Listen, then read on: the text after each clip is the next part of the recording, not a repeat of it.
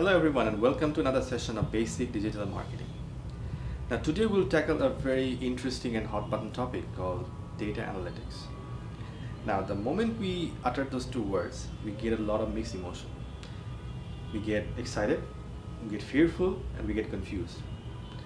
Some of us think that data analytics itself is a too technical a topic for a layperson like us, whereas some people think they actually don't understand what's the difference between the analytics they used to do before and the data analytics that they're doing now. What's the big difference? Well, analytics being such a big and ever evolving area, it's bound to create some confusion. To put it simply, data analytics is nothing but collecting, interpreting, and communicating meaningful pattern in data to get you driven towards some action. It has two sides of it. One side is the technical side. The other side is the more analytical side.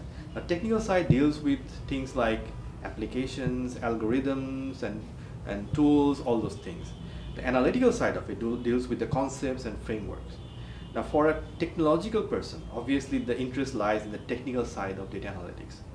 But for majority people like us who are not a software engineer or a game developer or any kind of technical person, for us it's more important to understand the conceptual side of data analytics so that we can direct other people who are more into technology, so we can ask them what kind of data, information, and insight that we need to drive our own business decisions.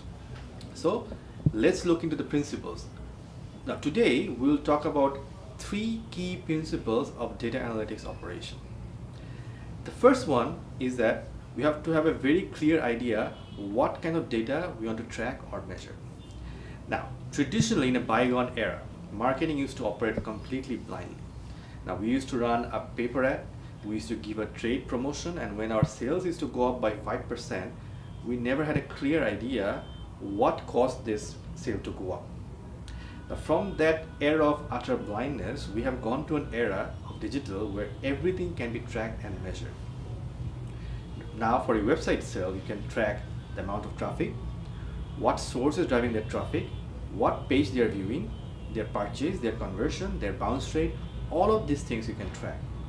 Outside the website itself, you can track your employee satisfaction, your budget spending, your supply chain speediness, your amount of customer repurchase, all of these things. So when everything that can be measured, how many do you measure? 15, 20? What's the bottom line? Well, the principle says that we do not measure anything unless we have a very clear idea what kind of action we will use with the data. Now it's so important that I'm going to repeat that again. We do not track or measure any data unless we have a clear idea what we're going to do with that data, what kind of action we will use for that data itself. The second principle of data analytics tells us that we should focus more on insight rather than data or information. Now for that we have to have a clear understanding what do we mean by data, what is information, and what is insight. Now let's look at an example. Let's say you have in your phone's tracker app. It tells you that today you have taken 6,990 steps. Now that's just basic data. Why? Because there is no context behind it. It does not tell you whether it's good or bad, whether it's high or low. Now imagine the same tracker app telling you that on average you take around 8,000 steps, and American Medical Association prescribes that on average everyone should be taking 10,000 steps every day. Now you have some background information to tell you whether your 6,990 steps, whether it's good, bad, high or low. Now, unfortunately, 99.99% of data analytics operations stops at that level. Either we just simply don't look at the data itself and that just keeps lying in our drawer, or we get the data, we get the information, but we simply don't know what action we need to take. Now, understanding what's not working and why it's not working is important, but understanding what we're going to do about it is equally important, which is where the actionability of the insight operation comes in. Now, in the same tracker app example, let's say if the tracker app tells us that yes, I have walked 6,990 steps today, yeah, it's recommended to do 10,000 steps, but by the way, if I walk for 30 more minutes, I'm going to hit my daily target today. If I get that information, I'm more than willing to put on my sneakers and go out and hit those 30 minutes.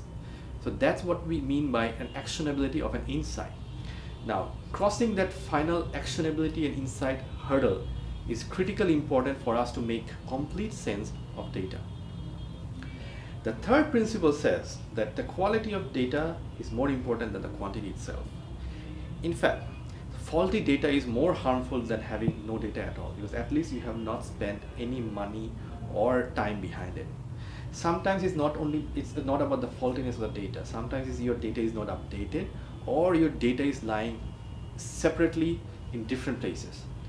Now, if yours is a typical organization, your sales data lies with sales department, your consumer data lies with consumer marketing department, your budget data lies with finance department. So all these data are in different silos all over the organization, and no one is looking all those data together simultaneously to make some sense of what the data is telling us. Now, there's a concept in digital that's called single consumer view. The single customer view is a very useful technique which basically gives you a snapshot of one single consumer by collecting, interpreting, and presenting all the data of that customer that is lying in different departments. They're integrating all those data itself so that the decision makers can quickly get a snapshot or a summary of what is there and take a quick decision based on that. Now, single customer view is still a very much a pipe dream. As for the survey tells us that only 11% of the organization actually practice some kind of single customer view. But it's a very useful dream to have, because single customer view actually uses all the three principles that we discussed today. It tells us not to measure anything unless we have a clear idea what to do about it. It tells us to focus on the insight rather than the data itself. And thirdly, it tells us to focus on the quality, not the quantity. So that's it for the principles of data analytics. In our next session, we will start looking into more on the tools and application or different frameworks that's available inside the whole digital and data analytics section. Until then, goodbye.